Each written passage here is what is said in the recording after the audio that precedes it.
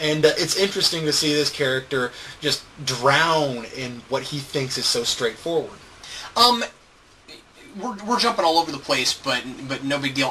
I thought one of the things I really loved about it was the transitions. I thought it had some of the coolest scene transitions ever because it's. I don't know if you noticed this, but it jumps scenes fast a lot. I mean, like, there are more scenes in this movie than the average movie. It's jumping constantly, and what's cool about it is that it very much and it's well paced. It's just a fast pace. It seems like it knows exactly what it wants to do, and so what it's doing is it's not just about stuff happens in a scene and then a new scene happens. There's a thread that's going on, and if something within that thread happens in this scene, then we're going to continue that thread, and we're going to jump straight to another scene that happens 5 hours later because it's perfectly relevant to what we just showed you. Yeah. That was awesome. You know, what's interesting is that they fudge reality a little bit to do it. Yeah, but I didn't care because it was a fudged reality. I like that. And what's cool is, I'm sorry, everybody plays it straight. Mm-hmm. You've got this world with superpowers that just come out of nowhere, and you know, that's the interesting thing is I kept thinking I felt like I should have cared, but I didn't. The only people who really had superpowers were those who had at least kissed Ramona. But they never come out and tell you. I mean, that's true. Right? Do they? I don't think so. I didn't. If they do, I thought they said that they were so powerful because they had relationships with Ramona. Mm-hmm. But then again.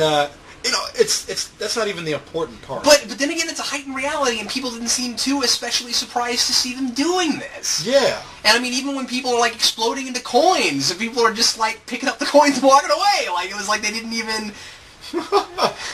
And just blatantly stating, you made him into coins. Yeah. Like people just say a deadpan. Yeah, that's right. Like it's not even a big deal. So I mean, it's a heightened reality. And there were places where I found myself wondering if these people had seen things like this happen before. So you know. Cap here and I had a conversation about whether or not whether or not Scott Pilgrim was a superhero movie, and I thought, I don't think so, because if this guy has superpowers, they're not necessarily unique among the world. Mm-hmm. But then again, if they're getting it from Ramona, then maybe they are. I think it's arguable whether or not they are.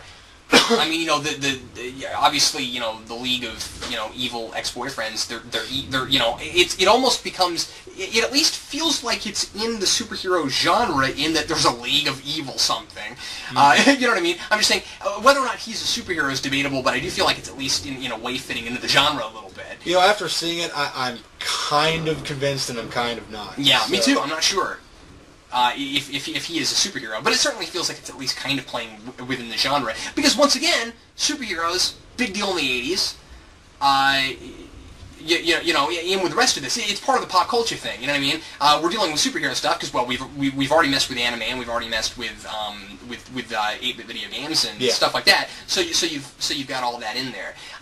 Were you jarred by the weird amalgam of technologies? I'm not sure what you mean. Apparently not. Well, I mean, there was internet, and there were cell phones, and there was texting, and there was talk about all that kind of stuff. I mean, it certainly is not a film that's set in the 80s or the 90s or anything. No, I think it's really looking at current pop culture, even though it's giving us exactly what our generation wants. I mean, it's not fit in a certain time, and I personally like that. It's kind of like Halloween. This timely, ambiguous state of existence. But my throat's getting dry. Except it worked better. Yeah. Can't argue with that. But you know, to go back to the reason why this movie tanked. Let's go back to that. I mean, we talked a lot already about the advertising. So, yeah. I think that what they should have done is give us more of the taste of the action. Because there was plenty of it. That's exactly what I was talking about this with Eric the other day, and I said, Eric, more people would have gone to that if they'd just shown a bunch of the action scenes. Honestly, they could have played this up as a summer blockbuster, and I think it would have worked. Yeah. And, you know, when I was watching it, I felt like it was a summer blockbuster. So, I don't understand why they decided to go the super bad route. And it's like they... Again, is it just because it was Michael Cera? I mean, I'm thinking that's what it is, because they think he has incredible star power, and really, he's just some dude. I mean, I've talked to more than one person that have gotten him and Jesse Eisenberg confused. Yeah. And but people don't even know who he is, even though he's in all these big movies. Michael Cera, Scott Pilgrim. Jesse Eisenberg, Zombieland. Yeah. These two guys are very different people, and yet people are getting them confused. Yeah, but they're doing similar things in their performances. Yeah, these ineffectual males. And deadpan nerds. Yeah. I mean, they're both deadpan nerds. And what's interesting about this movie, Scott Pilgrim and Zombieland, is that the character arcs, these guys are essentially learning how to be men. I mean, or at least how to be strong.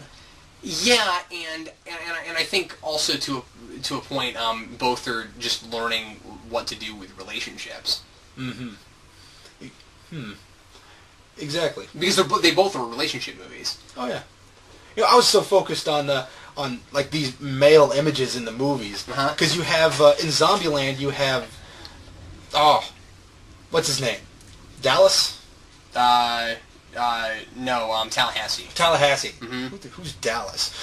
It's a TV show. Yeah. But so you have Tallahassee. And then in Scott Pilgrim you have all the people that he has to defeat. Yeah. And these are the male images. And we have Eisenberg's character in Zombieland striving to be like that guy, and yet maybe Scott Pilgrim is striving to be like the evil X's.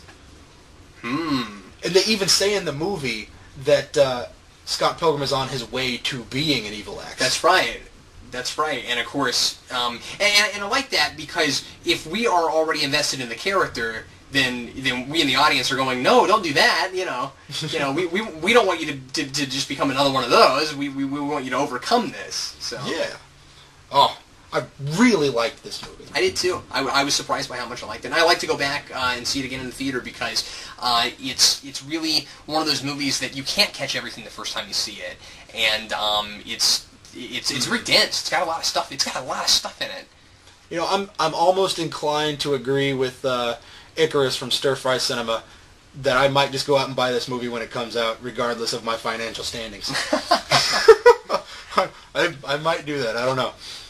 Well, let's go ahead and go to rants. All right. What do you have for us this week, Vince? I have toys that make noise drive me nuts.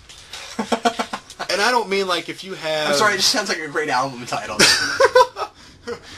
Stay tuned for the next Geekvolution album of toys that make noise drive me nuts. But they drive me insane. Like, all right, you ever go to a family get-together, or say there's a family Christmas, and somebody's brought something that makes noise and gives it to all the kids, and then suddenly you have to listen to that thing over and over and over, and you want to take a pair of pliers and rip out everything that makes noise and every digit that could press something that would make noise. And that was a little dark. I'm sorry. Is there something my baby was playing with before the podcast that made you think of this? No, but KU has these little... KU has these balls that whenever you hit it against something, it makes it plays the tune to the theme song or whatever you want to call it, the fight song that they have. Right. And listening to that over and over again is killing me. I'm going insane. All right, does it just get stuck in your head and then... Well, it's because people just keep throwing it against the wall, and I'm listening to this stuff where I work, and I'm going, I'm done with being alive at this moment. Please, somebody stop this. All right, my rant will be a quick one. This is funny, but you ever go to somebody's house and no. and you ever go to somebody's house who has a TV and it's way too big for their living room? You ever done that? Like you know, college guys especially seem that no matter what size room they have, they've got to have the biggest TV they can buy. And the thing is, I really think that size of a television screen is relative to the room you're in. You know what I mean? Because, like, you know, you could have like a 42-inch TV that looks like pretty honking huge in a small room, but then looks really small in a much larger room, right? So like some people seem to be kind of obsessed with their TV size, or they're like, you know, I want a TV. They're like, I want a TV that's this size, And I'm like, I think first you should measure the room you're putting it in. And then, right? Like, it's a virility thing, you know? Yeah. It's no longer cars, it's your TV. It's your TV, yeah.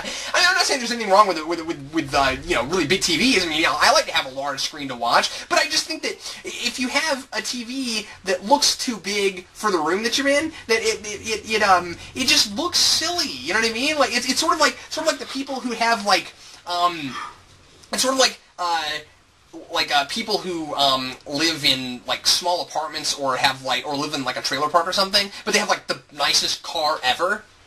It's like they just spend a lot of money on their car, but they don't like get a nice house because the car is more important to them. It's kind of like that, you know what I mean? Where you get people who have really small living rooms, but they've got like a TV that nearly jets out of the walls. You know, on the upside is if you have a big enough TV, you don't even need to buy a heater. So turn it on and watch Maury or something. I mean, to each his own, I suppose, but it looks strange to me. I don't know. Well, you got a point. And how close do you have to be to your giant TV? I mean, yeah, that's right. Well, because my thing is, if the TV doesn't really quite fit in the room, why don't you just get a projector screen? Hey, that's a good idea. I like projectors. That's what I'm saying. You can get high def projectors too, so why not? Yeah, right. I mean, that's what I mean. Just like the next person, I like to watch something as large as I can see it. But like, why does the screen have to be that large all the time? Well, so that you can see every coin that explodes in Scott Pilgrim. You have to be able to count it for it to be a good movie. Well, anyway, that's all I had to say. Well, thanks a lot for listening to Geeks Not Nerds, the podcast. I'm Captain Logan. And I'm Vince. And we'll see you again next time.